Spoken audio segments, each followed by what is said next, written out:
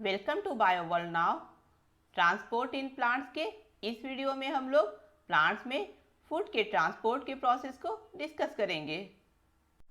Plants में food के transport के प्रोसेस को फ्लोएम ट्रांसपोर्ट भी कहा जाता है, क्योंकि प्लांट्स में फूड का ट्रांसपोर्ट वस्कुलर टिश्यू फ्लोएम के द्वारा होता है। Transport of food takes place with the help of vascular tissue phloem from source to sink. Plants में फूड यानी शुगर का ट्रांसपोर्ट वस्कुलर टिश्यू फ्लोएम के द्वारा सोर्स से सिंक तक होता है।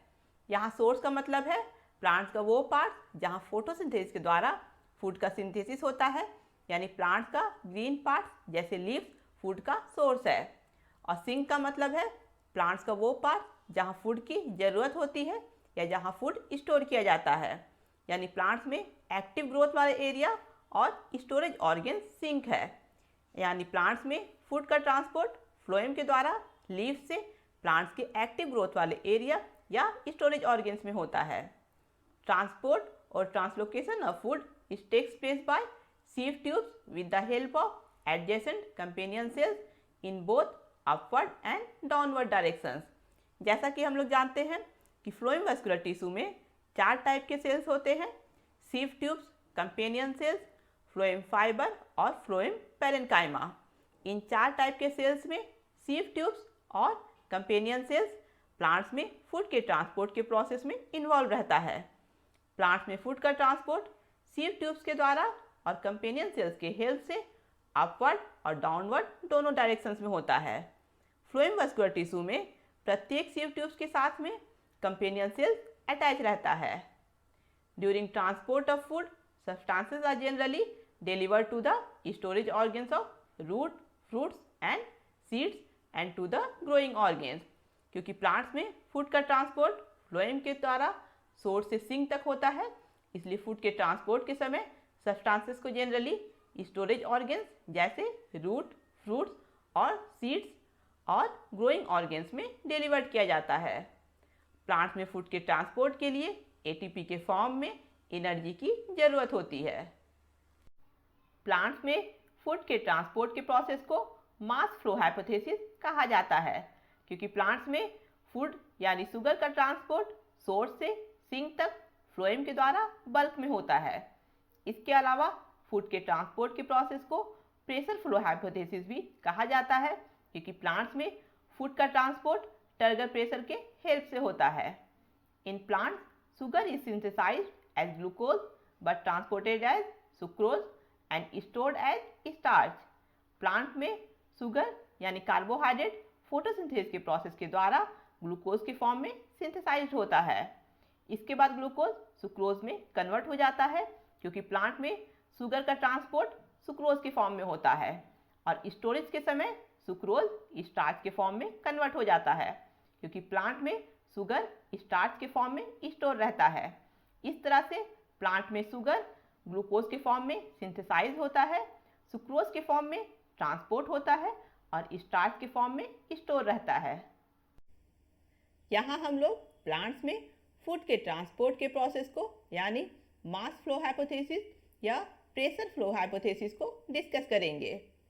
मास फ्लो हाइपोथेसिस में फूड यानी शुगर का ट्रांसपोर्ट फ्लोएम के द्वारा सोर्स से सिंक तक होता है।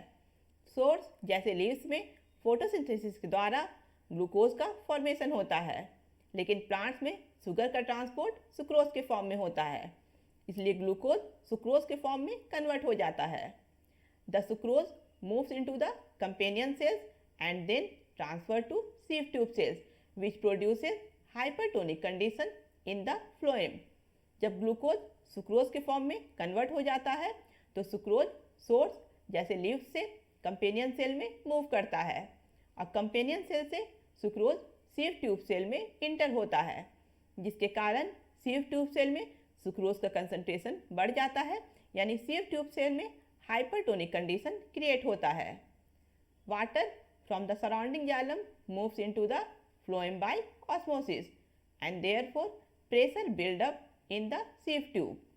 क्योंकि सीव ट्यूब सेल में हाइपरटोनिक कंडीशन क्रिएट होता है, इसलिए वाटर ऑस्मोसिस के द्वारा हाइपरटोनिक सॉल्यूशन से हाइपरटोनिक सॉल्यूशन में मूव करेगा, यानी वाटर सराउंडिंग जाइलम वेसल से ऑस्मोसिस के द्वारा सीव ट्यूब सेल में इंटर होगा, जिसके कारण सीव ट्यूब सेल में प्रेशर क्रिएट होगा।